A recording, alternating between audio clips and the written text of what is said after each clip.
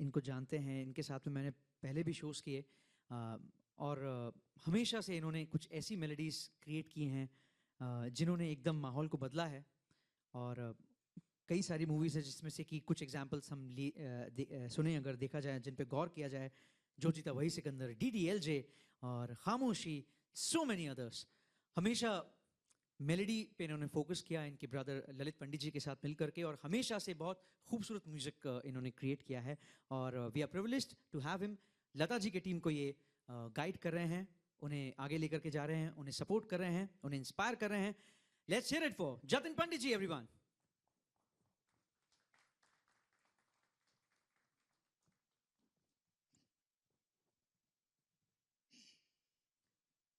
नमस्कार सब लोगों को, आप सबको नमस्कार। गजेंद्र सिंह जी, अशोक बाबू, संजय बाबू, साईं बाबा टेलीफिल्म्स, इन्होंने एक शो शुरू किया जिसका नाम सुरों का एकलव्य है। इसके पहले भी हम लोग ने बहुत बहुत रियलिटी शो किए, और हमेशा ये फीलिंग आई कि हम 5 स्टार होटल में हैं। लेकिन आप यकीन मानिए, यहाँ जब आते हैं तो हमको ऐसा लगता है कि हम मंदिर में हैं।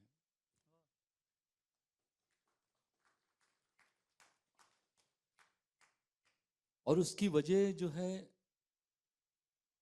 2-4 एपिसोड होने के बाद में समझ में आने लगी। वजह यह है कि इन्होंने तीन भगवान बिठा रखे हैं यहाँ। लता जी, किशोर दा, रफी साहब। अब इनकी जो गरिमा है, इनकी जो ऊंचाई है, और जो इन्होंने ऑरा क्रिएट किया है पूरे दुनिया में, वो ईश्वर से या किसी पैगंबर से कम नहीं है।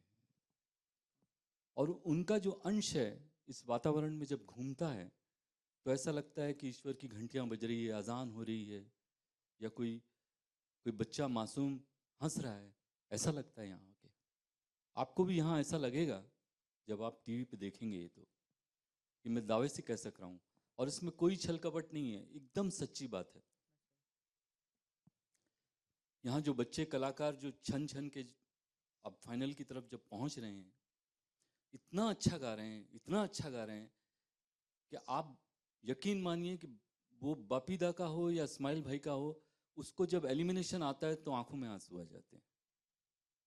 क्योंकि इतनी अच्छी उसकी जर्नी रही, और इतना अच्छा उसने कंट्रीब्यूट किया सुरों के एकलव्य में कि दुख होने लगता है। बहुत कुछ कहने को है, क्योंकि इतनी एपिसोड हो चुके हैं और अच्छे खूबसूरत तजुर्बे हुए हैं यहाँ आने के बाद। बस मैं ईश्वर से प्रार्थना करता हूँ कि इस तरह के रियलिटी शो जो हैं वो और बने, क्योंकि हमारे देश में इतनी क्षमता है, इतने बड़े बड़े कलाकार हैं, कैसा हो सकता है। और गजेंद्र जी ने ये बीड़ा उठाया है, मैं उनको नमस्कार करता हूँ, उनको आशीर्वाद देता हूँ, और कहता हूँ कि जब कभी भी आपको हमारी ज़रूरत हो, बपीदा को, इस्माइल भाई को, मेरी को, तो हम लोग उनके घर की तरह उनके साथ जुड़े हुए हैं। आभास है, बहुत अच्छा एंकर है, बहुत इसने सहयोग दिया। हमारे बपीदा जब कभी भी बोलते हैं तो एक तजुर्बा उनके बोलने में झलकता है। इस्माइल भाई मासिस को बहुत अच्छा संभाल रखा है इन्होंने, जब कभी बात करते हैं बहुत अच्छा लगता है। फिर नागेंद्र जी और अतिजीत हमारे म्यूजिशियन के साथ कोऑर्डिनेट करके जो भी गाने हैं लता जी, रफ़ी साहब, किशोर दा के, उनको एक नया रूप देते हैं, सुनने में बहुत अच्छा लगता है। और ये मेरी प्यारी बिटिया है, ये सामने जो बैठी है, ये छोटी सी है, 16 साल की है, लेकिन बपीदा इसको बेबी बुलाते हैं, गुड़िया बुलाते हैं, सॉरी, गुड़िया बुलाते हैं। इस्माइल भाई का भी बहुत बहुत इसके ऊपर प्यार है। जब कभी भी थोड़ा बहुत 19 गला खराब होता है तो इतना प्यार से डांटते हैं कि वो डांट आशीर्वाद से कम नहीं लगता। तो ये बिटिया को मैं बुलाता हूँ। अनुष्का बनर्जी नाम है। सुरों का Eklavya, thanks to Sai Baba telefilms, Gajendra ji को, जी जिस ढंग से उन्होंने आज तीनों लीजेंड को डेडिकेट किया, हम लोग तीनों कैप्टन हैं, बट मैं देखिए ये तीनों का साथ बहुत काम किया। किशोर कुमार जी, रफ़ी साहब ने बहुत सारा गाना गाया, लता जी कम से कम मेरा 200 से ज़्यादा गाना गाए। From my childhood at the age of 4 years I know her because my father Apresh Lahiri उनके साथ बहुत काम किया। तो उनके लिए जो हम लोग डेडिकेट कर रहे हैं ये शो में, ये एक ब्यूटीफुल कॉन्सेप्शन है। ऐसा लगता है दुनिया में ऐसा क्या दुनिया में हुआ ही नहीं। मैं भी जाते रहता हूँ अमेरिका, लंदन, बट आज तक बड़े बड़े लोग को जो पिलर है, ये तीनों पिलर है, लीजेंड नहीं है, they are the pillar of the music industry. जिस जिस ढंग से ये शो हो रहे हैं, आप लोग देखिए, DD1 में देखिए शो। सचमुच आप लोग को बहुत मज़ा आएगा कि वो इतना अच्छे हाँ, इतना अच्छे सिंगर्स आया। और जैसा मेरा घराना में राहुल देव, जैसा आपने सुना अभी अनुष्का, लता जी का घराने में और भी सिंगर है। और ये नए नई लड़की जो आई है लेडी रफ़ी, मैं नाम दिया, गिटार बजा के रफ़ी साहब का गाना गाता है। ये समथिंग न्यू, पता न्यू जनरेशन। तो बस मैं एक ही बात बोलना चाहता हूँ, this show will be the super hit. आप लोग देखिए जरूर।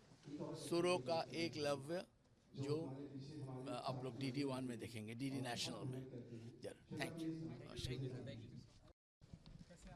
बढ़िया एकदम फर्स्ट क्लास है। सर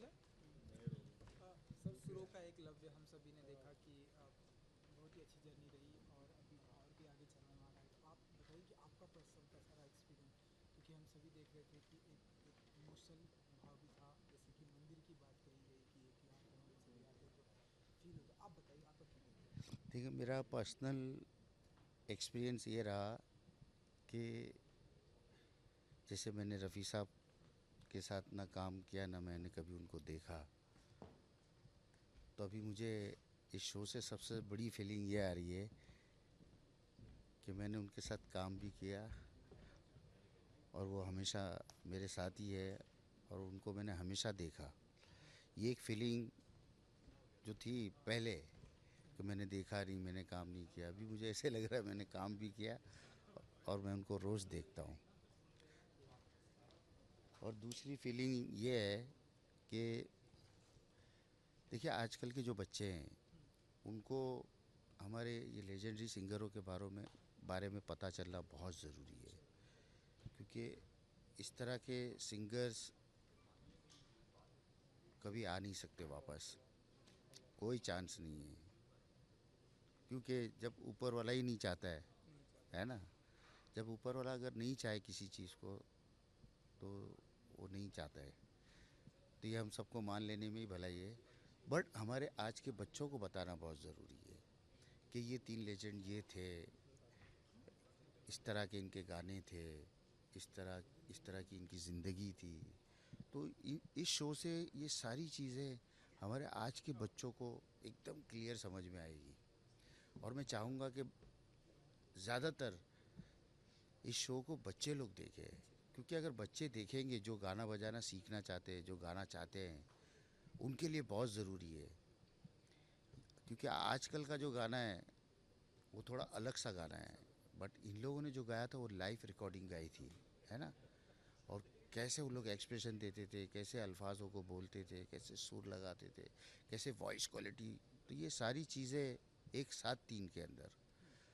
और ये चीज़ अगर सीखना है तो ये शो तो देखना ही पड़ेगा, और शो देखने के लिए तो पैसे तो लगते नहीं हैं, है ना। थोड़ा सा वक्त लगेगा मगर बहुत कीमती चीज़ मिलेगी अगर देखेंगे तो बस मैं यही रिक्वेस्ट करूँगा बच्चों से, ख़ासकर बच्चों से, क्योंकि मैं चाहता हूँ कि हमारे आज के बच्चे बहुत दुनिया में नाम करें और बहुत अच्छा काम करें। Thank you.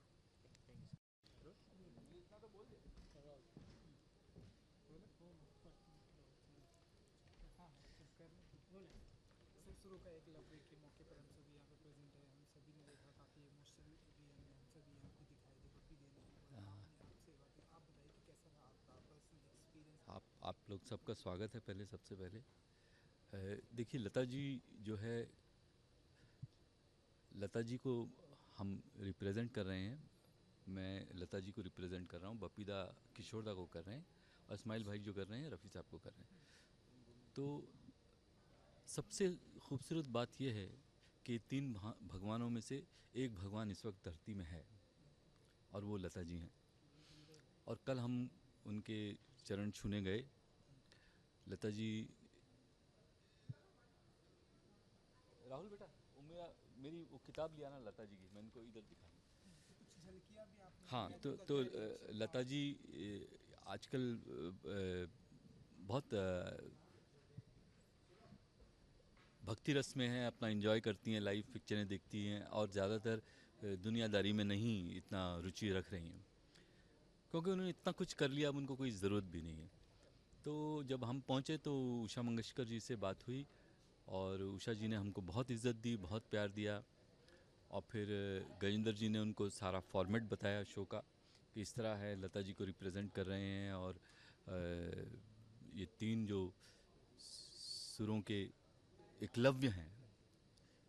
एकलव्य क्या, ये तो हमारी हमारी धरती के भगवान हैं।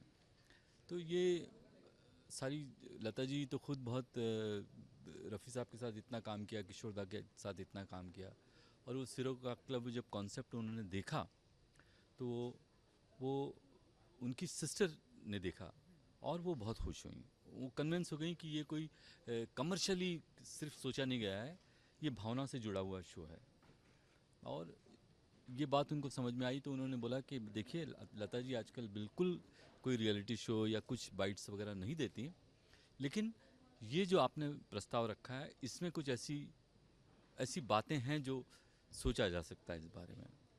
और बस उन्होंने मेरे को बहुत खूबसूरत एक ये तोहफा दिया और इसमें लिख के दिया उन्होंने मुझे। तो ये उनका आशीर्वाद समझ के मैं अपने मंदिर में रखूँगा और इसी उम्मीद से कि भाई लता जी जो हैं इस शो का भले ही सूक्ष्म रूप में सही एक हिस्सा ज़रूर बने, क्योंकि वो भगवान जो है धरती में मौजूद है। और आप यकीन मानिए कि इस शो करते वक्त कई बार इतना भावुक होना पड़ता है, इतना उतार चढ़ाव खूबसूरत है, हेल्दी, अनहेल्दी कुछ भी नहीं है, सब हेल्दी। और ये शो, इसका प्रचार अगर होता है तो एक अच्छी चीज़ का प्रचार होगा, एक एक अच्छी सोच का प्रचार होगा और एक अच्छे पाक साफ रियलिटी शो का होगा, इसकी जो धरोहर है वो बहुत मजबूत और बहुत सच्ची और बहुत कामयाब, ये इसका बेस है।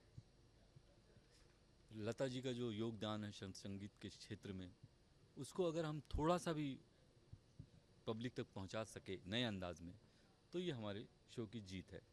उसी तरह रफ़ी साहब और उसी तरह लता जी। और मैं बहुत बहुत अपने आप को, मेरे आहू भाग हैं कि मैं किसी तरह से लता जी को रिप्रेजेंट कर रहा हूँ, क्योंकि लता जी के साथ मैंने बहुत काम किया।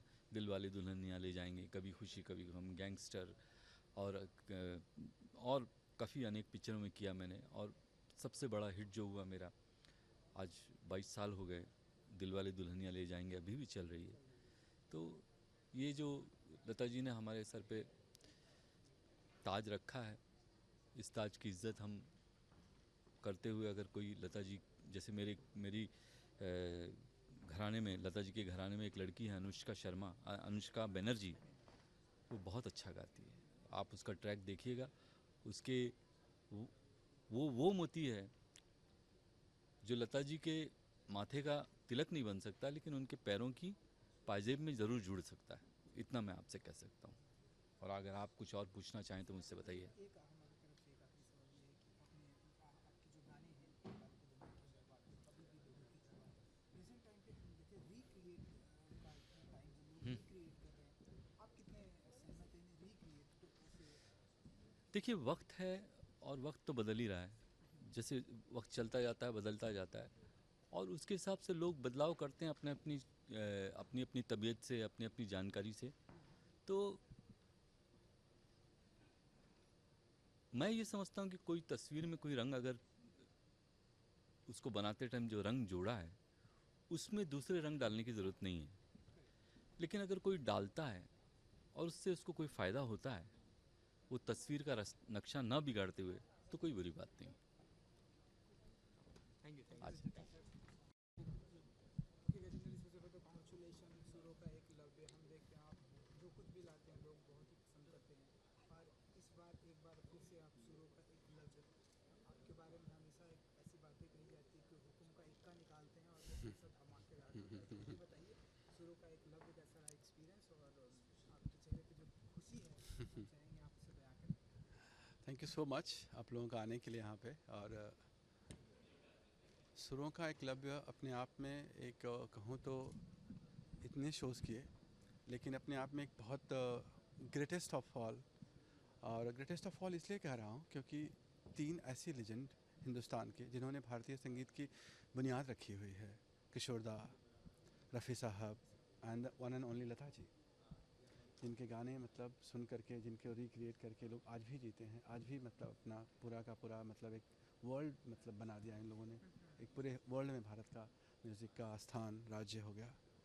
तो मेरी जिम्मेदारी थी, मेरी एक सोच थी कि मतलब जिम्मेदारी क्या कहूँ, मेरी एक सोच थी कि मतलब बहुत दिनों से तमन्ना थी कि इन 3 घरानों को क्यों ना बनाया जाए, और इन 3 घरानों को प्रेजेंट करने के लिए मतलब जो हमने नाम सोचे, जो हमने नाम तय किए, पहला नाम आया किशोरदा का, पपी लहरी साहब। और किशोरदा को पपी लहरी साहब ने इतना जिया है, इतना क्रिएट किया है, इतने गाने किए हैं, इतनी कहानियाँ हैं, और जो रिलेशन है, जो बॉन्ड है, जो एक निकल करके आता है शो में, और कुछ ऐसे अमेजिंग टैलेंट बपीदा ने क्रिएट किए, कुछ ऐसे ऐसे गाने किए, मतलब गाने तो पुराने ही हैं लेकिन उसको अपने तरीके से नया क्रिएट किया। तो वो एक सुन करके देख करके लगता है कि वाह। फिर उसी तरह से बात आती है रफ़ी साहब को। तो इस्माइल जी, जैसा कि आप सबको पता ही है कि उनका म्यूज़िक, उनका काम करने का तरीका, उनका एक जीते हैं म्यूज़िक को। तो रफ़ी साहब का और इस्माइल जी का जो एक अटूट बंधन, एक अटूट रिश्ता, एक जो अटूट काम करने का वो एक पैशन जो निकल कर के आया और देखने को मिला शो में, वो एक अद्भुत अपने को लगता है। और लगता है कि जो मतलब जनता देखेगी, जो लोग देखेंगे, और जो इनसे घराना क्रिएट होगा, जो म्यूज़िक क्रिएट होगा, वो एक नए दुनिया में जाएगा, एक नए तरह से लोग अप्रिशिएट करेंगे। क्योंकि कुछ इस्माइल जी ने लड़कियों को लेकर के गवाया है अपने घराने में, हालांकि रफ़ी साहब में मोस्टली लड़के ही गाते हैं, लेकिन उन्होंने कहा कि नहीं गजेंद्र, हम कुछ नया करना चाहते हैं, कुछ नया क्रिएट किया। और कुछ लोगों ने इतना खूबसूरत गाया है कि देख करके लगता है कि मतलब कि बिलीव नहीं होता है कि मतलब जिस तरह से गिटार लेकर के, जिस तरह से वो गाने को लेकर के एक्सपेरिमेंट किया, जिस तरह से गाया, मतलब आजकल के ज़माने में कोई नहीं गा सकता है। और रह गई बात लता जी को, मुझे लगा जतिन जी ने मतलब इतना काम किया है, इतना काम किया है। कल ही हम गए थे लता जी से मिलने के लिए, बात करके आए हम लोग कि जतिन जी, उनको एक मतलब सम्मान, एक आदर्श, एक मतलब उनका आशीर्वाद लें शो में। तो हमको मतलब एक मतलब भरोसा हुआ है कि हम लता जी से मिल पाएंगे और उनसे वो मतलब आशीर्वाद ले पाएंगे कि ये काम हम करेंगे, तो बहुत नाज होगा। और इन तीनों ने मिल कर के उस घरानों को, उस जगह को, उस म्यूज़िक को ऐसा जिया है, ऐसा जिया है कि मुझे बहुत नाज है, बहुत प्राउड है, बहुत फ़ख्र है कि मतलब कि कास्टिंग पे, सोच पे आभास ने इस शो को इतना खूबसूरत एंकर किया है। आभास गाता है, आभास बोलता है, आभास एक दिल की बात करता है। तो वो पूरा कॉम्बिनेशन, पूरी टीम का कॉम्बिनेशन, पूरे सेट का, पूरे म्यूज़िक का कॉम्बिनेशन, नागेंद्र और अथिजीत ने ऐसा म्यूज़िक क्रिएट किया है कि लगता है कि मतलब कि है तो पुराना गीत, लेकिन उन्होंने नया रिक्रिएट किया, नए तरीके से बनाया है। तो वो एक बहुत मतलब देखने वाली चीज़ होगी, खूबसूरत चीज़ होगी। और मुझे लगता है कि शो लोगों के दिलों में उतरेगा, हर जनरेशन में उतरेगा। मतलब पुराने लोग एसोसिएट कर पाएंगे, नए लोग देख पाएंगे कि अच्छा ये गीत थे, अच्छा ऐसे गाया, इस तरह से नया कुछ उसका हुआ है। तो ये पूरा कॉम्बिनेशन बहुत मतलब लगता है कि सुंदर होगा, बहुत प्यारा होगा। Thank you thank you, thank you.